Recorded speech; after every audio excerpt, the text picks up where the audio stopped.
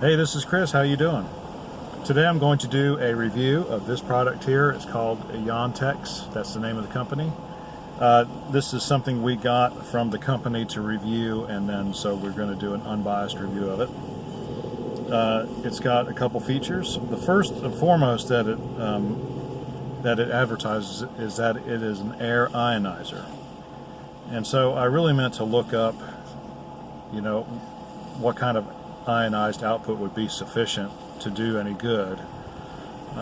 This says 3 times 10 to the 6 PCS per cubic centimeter, and I don't know if that's per minute or per hour or whatever, and I don't know how that compares to other air ionizers, like the ones you would see in your house. I've used it for about 4 weeks now, and honestly, I don't know. I don't smell. Ionized air has that smell like after a thunderstorm, or in just the minutes preceding a thunderstorm. And so I've not really noticed that. Now my car doesn't stink, but I keep my car clean, so I really can't evaluate that because I can't tell anything. My car might smell good because the thing's working, or it might smell good because I just keep it clean. My thought process on this, though, is that when I'm it's summertime now. Well, it's almost summertime, and I've got the air on all the time, and so I'm not really sure how the ionizer is going to be able to ionize a sufficient amount of air to keep the inside of the car ionized with all the air that's flowing through the car. You know what I'm saying? I mean, because I always have it vented from the outside, and so the air is coming in. The air is constantly being vented out of the cab of the car.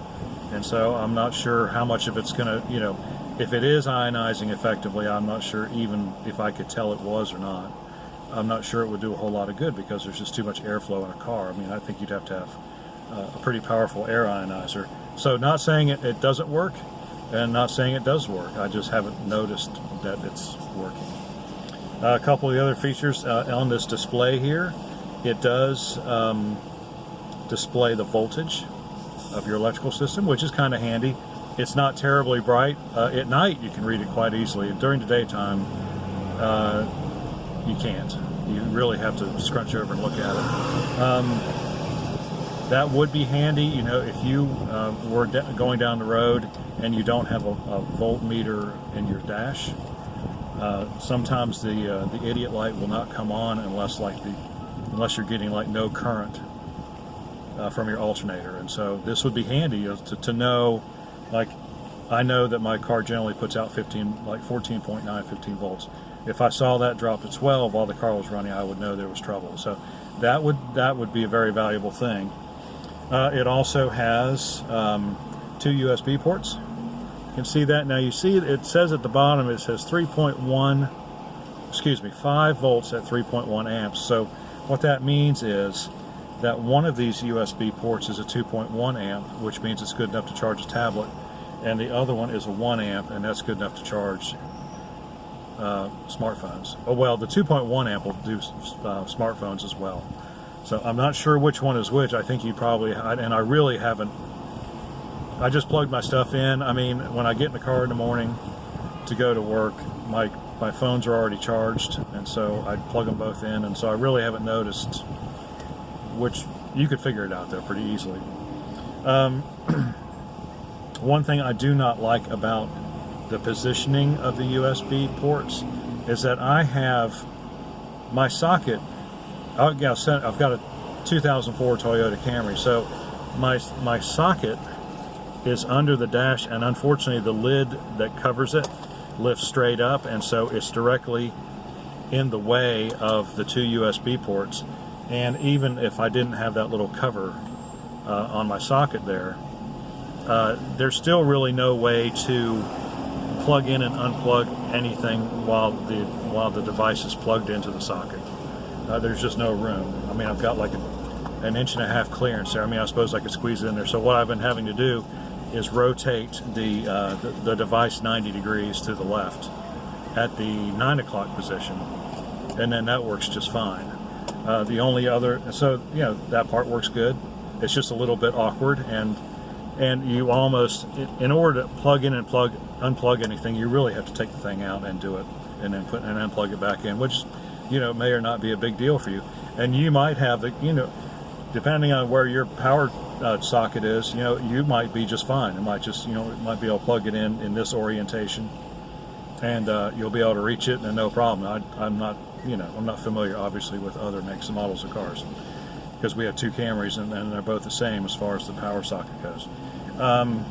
One rather disappointing thing is that for some reason this does not, well, not this thing particular, but this does not, it does not securely fasten or hold inside the socket. It's very loose. And in fact, that little springy thing right there actually is strong enough to push this back out of the socket. So I'm constantly having to go, when I notice my phones aren't charging, which happens often, I'm constantly having to shove the thing back in there, but it's very loose. It's not, you know, usually, you know, well, I've got other sockets, I mean, I've got other adapters, and I plug them in there, and they're good and tight, and it doesn't move until I, you know, and I have to put some force on there to pull it out. This one, it just comes right out. So overall, I mean, that's kind of a big deal, unfortunately, because, you know, if you're constantly having to check to make sure the thing's plugged in, it kind of detracts from its usefulness. So anyway, that is my unbiased review of this Yantex air ionizer, USB port adapter, charger, and voltage readout meter.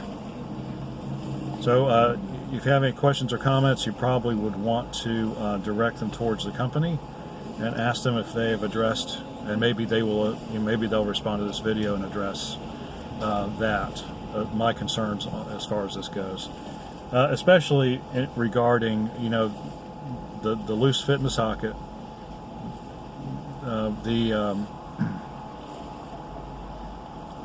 USB ports, which one is which, and is this enough ionized? Does this create enough ions to really truly do any good? Okay, well, I hate to, so not really negative, and so if I had to give it stars, I'd give it like probably 3 out of 5, 2.5 out of 5. Yeah, if they fix the socket part, I'd give it 3.